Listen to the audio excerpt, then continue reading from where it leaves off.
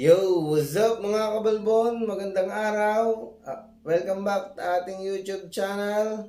Kung hindi ka pa nakapag-subscribe, please subscribe and click mo na din yung bell button.